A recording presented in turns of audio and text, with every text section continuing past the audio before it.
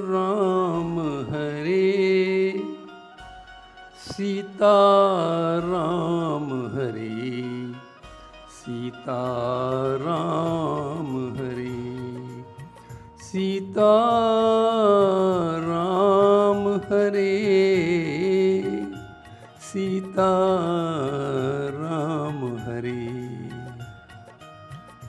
भरत जी चित्रकूट राम जी से मिलने जा रहे हैं, बड़े व्याकुल हैं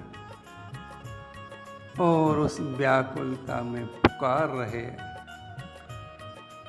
हे राम हे राम कहाँ हो मेरे राम कहाँ हो मेरे राम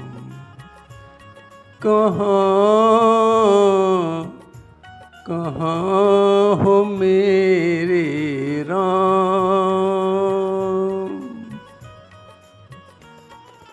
तू ही माता तू ही पिता है, तू ही मेरा सारा धाम। हे राम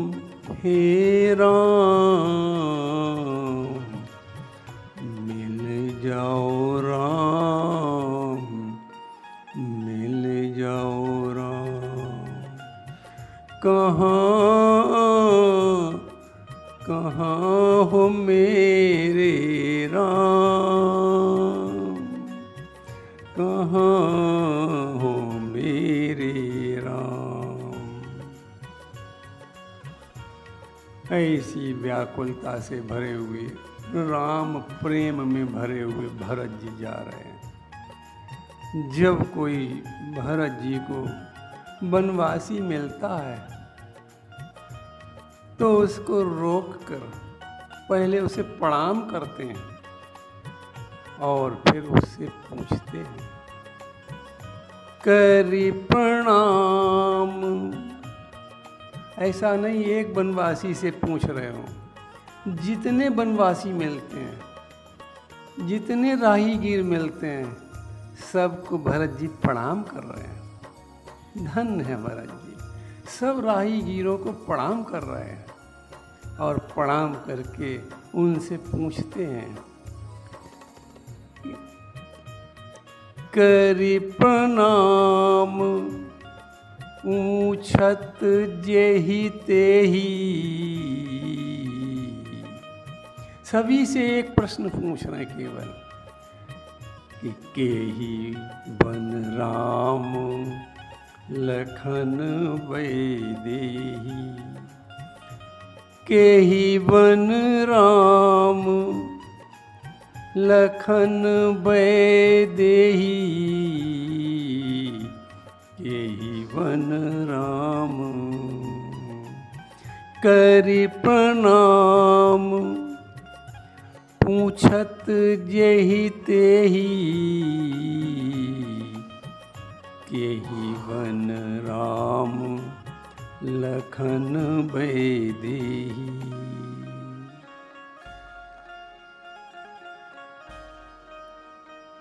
वे किस जंगल में हैं, कहाँ हैं, ऐसा प्रणाम कर कर के पूछ रहे हैं। वनवासी कहते हैं कि आप हमें प्रणाम क्यों कर रहे हैं? प्रणाम तो किसी परिचय वाले व्यक्ति को किया जाता है, किसी संबंधी व्यक्ति को किया जाता है, किसी से जब कोई संबंध होता है तो उसे प्रणाम किया जाता है। हम आपसे कोई परिचय भी नहीं रखते हैं, हमारा आपका इससे पहले कभी कोई परिचय भी नहीं हुआ, न कोई हमारा आपसे संबंध है, तो आप हमें इतनी क्यों हमारे ऊपर ऐसी कृपा करके हमको प्रणाम कर रहे हैं? भरत जी कहते हैं कि हमारा आपसे संबंध है। बनवासी पूछते हैं क्या संबंध है? तो भरत जी कहते हैं कि जिस वन में हमारे प्राणधन सीताराम जी विराजमान हैं, उस वन से आपका नित्य संबंध बना हुआ है। आपका नित्य उस वन में जाना है। आप वन वन घूमते हो, आपने जरूर देखा होगा उन्हें, क्योंकि हमारे प्राणधन सीताराम जी भी तो इन्हीं वनों में हैं कहीं। ऐसा भरत जी हर वनवासी को प्रणाम करके पूछते हैं। वनवासी कोई उत्तर न दिए हुए जाते हैं और आपस में कहते हैं देखो धन है ये, मालूम तो ये पढ़ते हैं कोई राजकुमार, लेकिन इनका शिष्टाचार, इनका भाई प्रेम, इनका अपने प्राणधन से कितना अपार प्रेम है। तभी एक लकड़ारा अपने सिर पर लकड़ियों का गट्ठर लादे हुए आया। भरत जी ने उसको भी प्रणाम किया और उससे भी यही पूछा कि केहि बन राम लखन बै देही, केहि बन। वो लकड़ारा कहने लगा क्या आप उनको तो नहीं पूछ रहे हैं जो श्यामले सरकार हैं, जो जिनकी छवि बड़ी सुंदर है, सुंदर सलोने हैं। हाँ, कितना सुंदर रूप है उनका, छवि देखते ही उनकी बनती है। उनके मुखमंडल से नजर हटाने का मन नहीं होता है। उनके सिर पर जटाओं का मुकुट बना हुआ है, बड़ा शोभायमान लग रहा है। वल्कल वस्त्र पहने हुए हैं और कंधे पर धनुष है, और साथ में एक गौर वर्ण की बड़ी सुंदर देवी भी है उनके साथ। भरत जी बोले हाँ हाँ हाँ, वही तो हमारे प्राणधन है, वही हमारे प्राणधन है। बताओ वो कहाँ है, क्या तुमने उनका दर्शन किया है? लकड़ारा कहने लगा मैं रोज की भांति जंगल से लकड़ी काट कर ला रहा था, तभी हमने देखा कि एक राजकुमार बड़ा सुंदर, सिर पर जटाएं बनी हुई, श्यामला रंग है, कंधे पर धनुष है, वल्कल वस्त्र पहने हुए है और मृगया कर रहा है। मैं उनकी छवि को देखता ही रह गया। वे इतने सुंदर थे कि हमारी आंखें हट नहीं रही थीं। मन चाहता था कि अब लकड़ी काटना छोड़कर इनके ही दर्शन करता रहूं। तभी अचानक मैंने क्या देखा कि धनुष पर किसी को लक्ष्य बनाकर बाण चढ़ गया। मैं डर गया, लेकिन मैंने क्या देखा कि हिरणों का झुंड आ रहा है। वो हिरणों का झुंड बाण देखकर डरा नहीं, भागा नहीं, और उनके पास जाकर खड़ा हो गया, उनका दर्शन करने लगा। उस युवक ने पूछा, उस श्यामले सलोने युवक ने पूछा हिरणों से, क्या तुमको डर नहीं लग रहा है? काल तुम्हारे सामने है, धनुष पर बाण चढ़ा हुआ जो काल, साक्षात काल है, वो काल तुम्हारे सामने है। न तो तुम उस काल को देखकर भाग रहे हो, न डर रहे हो। हिरण बोला कि जब संसार में कोई किसी को मार डालना चाहता है तो वो भगवान की शरण में जाता है, वो ईश्वर को पुकारता है, और जब ईश्वर ही, जब परमात्मा ही किसी के प्राण लेना चाहता है तो वो भागकर कहाँ जाए?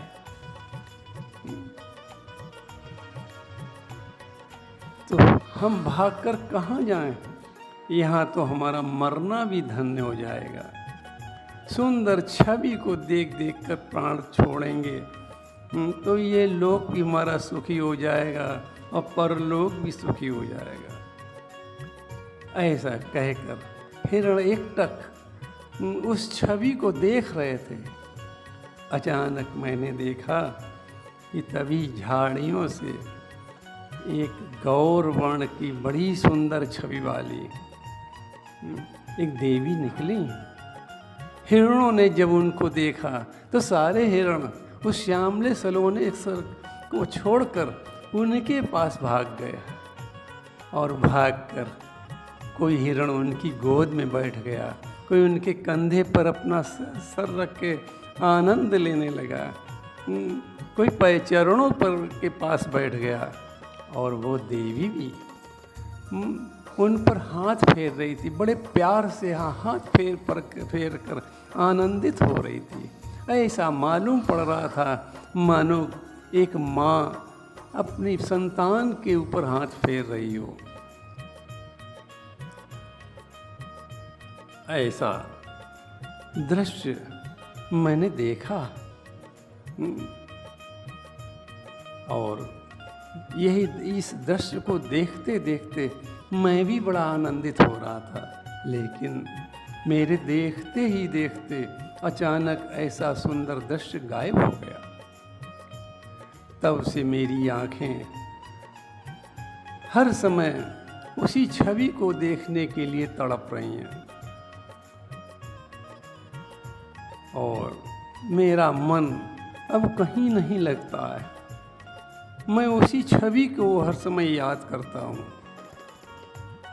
भरत जी ने जब ये सब सुना तो भरत जी गदगद हो गए और कहने लगे, हे लकड़ारे भाई तुम तो धन्य हो, हे बनवासी भाई तुम प्रणाम करने के योग्य हो, तुम्हारा जीवन धन्य हो गया। तुमने तो हमारे प्राण धन सीता राम जी का दर्शन कर लिया है, तुम धन्य हो। भरत जी ने बार बार उसे प्रणाम किया और फिर रो रो कर पुकारते हुए जा रहे हैं भरत जी कि मिल जाओ राम, कि मिल जाओ राम, तरस रही अखियाँ, तरस रही अखियाँ, तरस रही अखियाँ, बरस रही अखियाँ। मिल जाओ राम, मिल जाओ राम, कब मिली हो, अरे कब मिली हो रघुनाथ हमारे, कब मिली हो। मिल जाओ राम, मिल जाओ राम। अब ये प्रसंग यहीं से विश्राम होता है भरत जी की व्याकुलता का। हम लोग भी प्रभु से प्रार्थना कर करके यही पुकारें कि कब मिली हो रघुनाथ हमारे,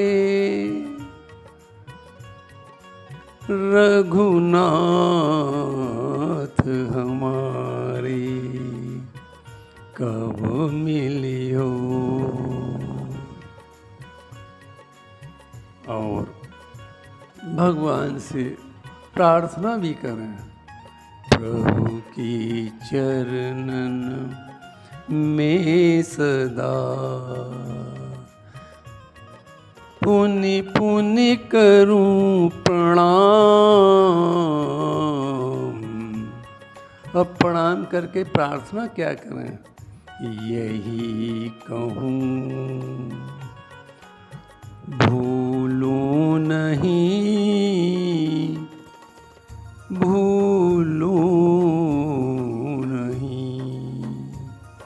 पर भूलूं नहीं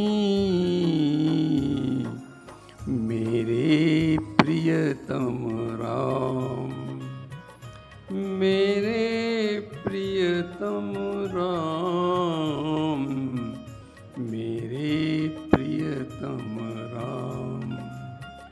मधुर मधुर नाम सीताराम सीताराम सीताराम सीताराम।